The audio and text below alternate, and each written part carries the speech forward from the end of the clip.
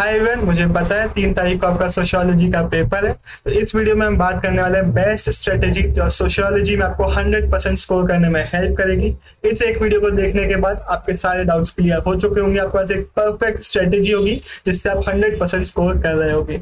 और मुझे ये भी पता है आप सब सोच रहे हैं गुरु भैया का है, ये वीडियोस तो जनरली गुरु भैया लेके आते हैं। एक्चुअली उनकी थोड़ी सी तबीयत खराब है, इसलिए वो वीडियो नहीं बना पाए थे। लेकिन ये वीडियो बहुत इंपॉर्टेंट है, आप सभी को स्ट्रेटेजी बताना बहुत इंपॉर्टेंट है, इसलिए मैं ये वीडियो को लेके आ गया हूँ। इस वीडियो में हम पहले बात करेंगे स्ट्रेटेजी की, फिर हम बात करेंगे प्रो टिप्स की, और फिर हम बात करेंगे कि एग्जाम वाले दिन आपको क्या करना है। सीधे स्टार्ट करते हैं स्ट्रेटेजी के साथ। सोशियोलॉजी में बाकी ह्यूमैनिटीज के सब्जेक्ट के कंपैरेटिवली चैप्टर काफी कम होते हैं, सिर्फ 9 चैप्टर्स हैं। इसका रीजन हम आगे डिस्कस कर रहे होंगे। अब इन 9 चैप्टर्स को हम कैसे कवर करेंगे, तो 2 स्टेप हमारे सामने आते हैं। सबसे पहले आपको सिलेबस कंप्लीट करना है और फिर आपको उसका रिवीजन करना है। तो कितना टाइम आप देंगे सिलेबस कंप्लीशन को, कितने डेज आप रखेंगे रिवीजन के लिए, तो इसका प्लान सिंपल सा है। मुझे नहीं पता आप ये वीडियो कब देख रहे हैं। अगर आपके पास इनफ डेज है तो एक दिन आप रिवीजन के लिए निकाल देंगे। अगर आपके पास ज्यादा टाइम नहीं बचा है तो वो एक डे आप नहीं निकालेंगे। आपका पूरा फोकस होगा सिलेबस कंप्लीट करने में।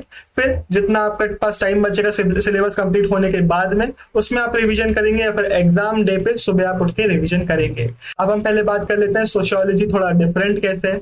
सबसे पहली चीज, इसमें एनसीईआरटी की वैल्यू बहुत ज्यादा होती है। हिस्ट्री में, पॉलिटिकल साइंस में अगर आप थोड़ी बहुत एनसीईआरटी भूल भी गए फिर भी आप आंसर को फ्रेम कर सकते हैं, लेकिन इसमें आप ऐसा नहीं कर पाएंगे। तो पूरा फोकस हमें एनसीईआरटी पे देना है, और एनसीईआरटी कहां से पढ़ना है, कैसे करना है, उसकी डिस्कशन हम थोड़ा आगे करेंगे।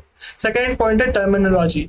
आप अपने सीनियर से बात कर सकते हैं। मैंने अपने बहुत सारे दोस्तों का किस्सा सुना है। उन लोग का कहना होता है कि भाई पेपर तो बहुत ईजी था, आंसर सारे हमसे बन रहे थे, आंसर सारे हम लिख के भी आए, लेकिन मार्क्स नहीं मिले। तो मार्क्स क्यों नहीं मिलते? इसमें टर्मिनोलॉजी यूज करना बहुत इंपॉर्टेंट है। भले ही आपको आंसर पता है, लेकिन अगर आप सोशियो के टर्म्स यूज नहीं करेंगे, आपके एनसीईआरटी के टर्म्स यूज नहीं करेंगे, तो आपको मार्क्स नहीं मिलेंगे।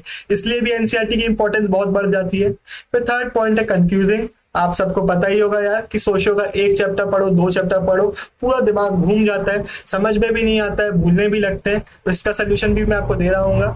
फिर एज इट इज सोशियो में मन से लिखने का कुछ भी नहीं होता है। स्टेटमेंट है, थ्योरी है, तो वो जो है तो है। इसके अलावा डेट्स वगैरह है, तो उसमें भी आप खुद से कुछ नहीं कर सकते। जो डेट है तो वो है, उसको आपको याद ही करना पड़ेगा।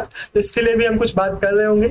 और ओवरऑल इन सभी पॉइंट्स हमें समझ में आता है कि एनसीईआरटी की इंपॉर्टेंस बहुत ज्यादा होती है। तो नेक्स्ट स्लाइड में हम बात करेंगे एनसीईआरटी आपको कैसे करना है। पहले हम बात कर लेते हैं कि हमारा टारगेट क्या होना चाहिए, कि एक दिन में हमें कितने चैप्टर्स करना है। सबसे पहले टोटल चैप्टर्स, आपके कितने चैप्टर्स बचे हुए हैं। मान लेते हैं आपने कुछ भी नहीं पढ़ा अच्छे से, आपके 9 चैप्टर्स बचे हुए हैं, यहाँ पे आप 9 लिख देंगे। मान लेते कुछ चैप्टर्स आपने पढ़ लिए, लेट्स से आपके 4 चैप्टर्स बचे हुए हैं पढ़ने के लिए, बाकी आपने चैप्टर्स पढ़ लिए, तो यहाँ पे आप 4 लिख देंगे। इसके बाद रिमेनिंग डेज, यानी कि कितने डेज आपके एग्जाम को बचे हुए हैं। मैंने पहले भी बताया, अगर आपने एक रिवीजन का डे निकाला है तो उसको आप यहाँ पे नहीं लिखेंगे। नहीं निकाला है तो आप टोटल जितने डेज बचे वो यहाँ पे लिख देंगे। उसको 4 टोटल चैप्टर से रिमेनिंग डेज को डिवाइड करेंगे। जो आंसर आएगा उतने चैप्टर्स आपको पर डे करना है। 4 चैप्टर थे, 2 दिन बचे थे, तो 2 चैप्टर्स पर डे आपको करना पड़ेगा। एक आपको पीडीएफ डिस्क्रिप्शन में मिलेगा, उसको डाउनलोड कर लीजिएगा, प्रिंट करा लीजिएगा। ये स्ट्रेटेजी देखने के बाद वो पीडीएफ आपको बहुत ज्यादा हेल्प करेगा। अब हम बात कर लेते हैं सबसे इंपॉर्टेंट कि आपको एनसीईआरटी कैसे करना है, कहाँ से करना है। तो एनसीईआरटी की इंपॉर्टेंस मैंने आपको बता ही दी है, और हम सबको पता है कि गुरु भैया की एनसीईआरटी एक्सप्लेनेशन वीडियोस कितनी ज्यादा इफेक्टिव होती है, कितनी ज्यादा अच्छी होती है। उसे कमेंट सेक्शन में आप लोगों का प्यार भी बहुत ज्यादा होता है, तो इसके लिए तो मुझे कुछ बताने की जरूरत ही नहीं है। सारी एक्सप्लेनेशन वीडियोस आ चुकी है। तो एनसीईआरटी आपको गुरु भैया की एक्सप्लेनेशन वीडियो से ही करना है। वहां पे हम पूरा एनसीईआरटी कवर कराते हैं, हर एक चीज को बहुत डिटेल में गुरु भैया एक्सप्लेन करते हैं। तो आपकी पूरी एनसीईआरटी एक्सप्लेनेशन वीडियो से हो जाएगी। फिर आपको हमारे नोट्स हमारे टेलीग्राम, हमारे डिस्कॉर्ड में मिल जाएंगे। हमने एनसीईआरटी बेस्ड शॉर्ट नोट्स बनवाए हैं, तो वो आपको बहुत ज्यादा हेल्प करेंगे सोशियोलॉजी में, तो वो चेकआउट करना मत भूलिएगा। फिर आपको खुद के भी एफर्ट्स देने हैं। आप एक्सप्लेनेशन वीडियोस देख रहे हैं, साथ साथ आप हाईलाइट करते जाएंगे एनसीईआरटी को। आप गुरु भैया की वीडियो देख रहे हैं, आपने एनसीईआरटी खोल के रखिए, जो भी डेट इंपॉर्टेंट आती है, कोई इंपॉर्टेंट स्टेटमेंट आता है, उसको आप हाईलाइट करते जाएंगे। ये आपको बाद में रिवीजन के टाइम पे हेल्प करेगा।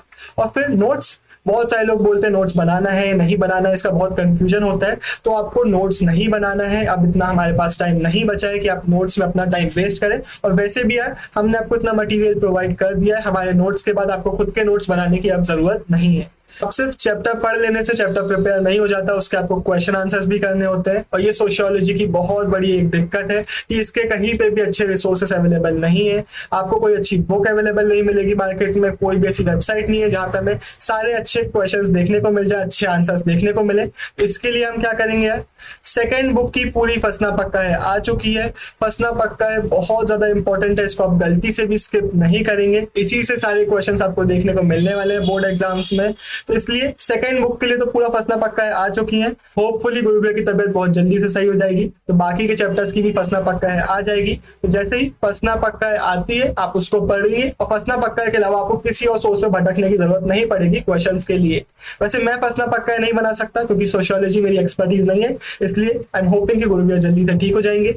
लेकिन मान लेते हैं जिन चैप्टर्स की फसना पक्का अभी नहीं आई है, उनके लिए आप क्या करेंगे, तो गूगल से सिर्फ और सिर्फ क्वेश्चंस पढ़ेंगे, आंसर नहीं पढ़ेंगे क्योंकि ज्यादातर जगहों पे आंसर गलत होते हैं या फिर अच्छी क्वालिटी के नहीं होते हैं। या फिर आपके पास कोई अच्छी बुक है तो उससे आप मेनली क्वेश्चन पढ़ेंगे, मान लेते हैं उसमें अच्छे आंसर्स भी है तो आप आंसर्स भी पढ़ सकते हैं। वैसे कौन सी बुक से आप पढ़ रहे हैं वो आप कमेंट सेक्शन में भी बताइएगा, बाकी बच्चों को भी हेल्प हो जाएगी। तो अगर हमें सोशियोलॉजी में फुल मार्क्स स्कोर करना है तो सबसे पहले हमें एनसीईआरटी अच्छे से पढ़नी होती है, फिर हमें क्वेश्चन आंसर्स उसके करने होते हैं। अब हम बात कर लेते हैं कुछ प्रो टिप्स की। सबसे पहले मेक योर ओन एनसीईआरटी। जब आप एक्सप्लेनेशन वीडियोस देख रहे होंगे, जब आप फसला पक्का है देख रहे होंगे, तो जितने भी इंपॉर्टेंट स्टेटमेंट आपको लगते हैं, जितने भी इंपॉर्टेंट डेट्स वगैरह आती है, उनको आप एक कॉपी में या फिर अपनी बुक में नोट करते जाएंगे। पूरे नोट्स नहीं बनाना है, एकदम शॉर्ट में डिटेल्स लिखनी है जो कि आपको बहुत क्विक रिविजन करने में, रिविजन के टाइम पे या फिर एग्जाम वाले डे पे हेल्प करेगी। फिर ब्रेक इन पॉइंट्स। आप एक्सप्लेनेशन वीडियोस देख रहे हैं, आपने एक टॉपिक पढ़ा, अब एक पॉज लीजिए और सोचिए भाई कि इसमें क्या क्या पॉइंट्स निकल के आ रहे हैं, इससे क्वेश्चन आ जाता है तो मैं क्या क्या पॉइंट्स वहां आंसर में लिख पाऊंगा। इससे आपका तुरंत भी रिवीजन होता जाएगा। फिर फसना पक्का है का मैंने बता ही दिया, फसना पक्का है की वैल्यू बहुत ज्यादा है, और फसना पक्का जिसमें नहीं आई है उसमें आप बाकी सोर्सेस से क्वेश्चंस करेंगे। आंसर राइटिंग पे हमारा कोर्स आ चुका है। सोशियो में आंसर राइटिंग बहुत ज्यादा क्रूशियल होती है। अगर आपने परचेज नहीं किया है तो अभी भी आपके पास टाइम है। आंसर राइटिंग 1 घंटे का कोर्स है, उसको परचेज करिए, उसको देखिए और इंस्टेंटली आप उसको अप्लाई कर पाएंगे। अब ज्यादा इसके बारे में नहीं बताऊंगा, पहले इसके बारे में हम अलग अलग जगहों पे बता चुके हैं। फिर पिछले साल टर्म 1 हुआ था, उसमें हमारी फसना पक्का है एमसीक्यू फॉर्मेट में आई थी और 40 में से 39 क्वेश्चंस उसी सीरीज से आए थे। तो एमसीक्यूज के लिए आप ये सीरीज फॉलो करेंगे। फिर डेट्स, नेम्स और स्टेटमेंट्स मैंने आपको पहले ही बताया, आप खुद की एनसीईआरटी बनाएंगे, आप हाईलाइट करेंगे। इन सारी चीजों को आप एक जगह लिख सकते हैं, हाईलाइट कर सकते हैं। टेलीग्राम जरूर ज्वाइन कीजिएगा, वहां पे बहुत सारे बच्चे मिलेंगे, बहुत रिसोर्सेज आपको वहां पे मिलेंगे, तो टेलीग्राम सर्वर ज्वाइन करना मत भूलना। अब हम बात करते हैं एग्जाम डे पे आप क्या करेंगे। सबसे पहले तो स्माइल के साथ उठेंगे। जब आप स्माइल के साथ उठते हैं तो पूरा दिन आपका अच्छा जाता है। फिर हमारे जो नोट्स हैं वो एनसीईआरटी बेस्ड है, शॉर्ट है, वो आपको एग्जाम डे पे सुबह सुबह हेल्प करेंगे क्विक रिविजन करने के लिए। और आपने जो मेहनत करी है, छोटी सी आपने एनसीईआरटी बनाई है, आपने हाईलाइट्स किया है, उनको भी आप यूज करेंगे फटाफट पढ़ने के लिए। फसना पक्का है कि जो क्वेश्चंस है उनको एक बार आप फटाफट रिवाइज कर सकते हैं ताकि आपको याद आने लगे। और फिर जो आता है सिर्फ उसी पे फोकस करेंगे। एग्जाम डे पे आप कुछ नया पढ़ने के लिए नहीं जाएंगे, जो हम पहले ही कर चुके हैं उन्हीं को आप रिवाइज करेंगे। इसी के साथ हमारी ये वीडियो खत्म होती है। अब आपका माइंड में क्लैरिटी आ चुकी होगी, अब आपको स्ट्रेटेजीज को अप्लाई करना है। ऑल द बेस्ट, एग्जाम में आग लगा के आइएगा।